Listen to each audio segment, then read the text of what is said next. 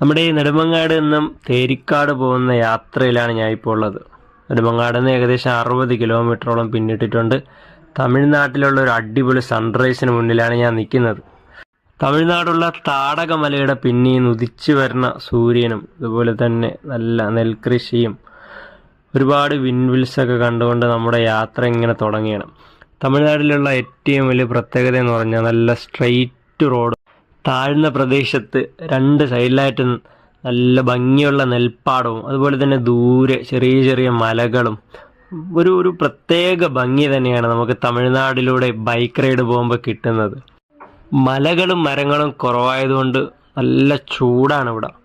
വെളുപ്പിനെ തുടങ്ങിയ യാത്രയായതുകൊണ്ട് വലിയ ബുദ്ധിമുട്ടുണ്ടായില്ല. അതുപോലെ തന്നെ ബൈക്കിൽ പോകുമ്പം ആ ചൂട് മാറാനായിട്ട് തമിഴ്നാട്ടിൽ നിന്ന് നമുക്ക് നല്ല ശക്തമായ കാറ്റും കിട്ടുന്നുണ്ട്.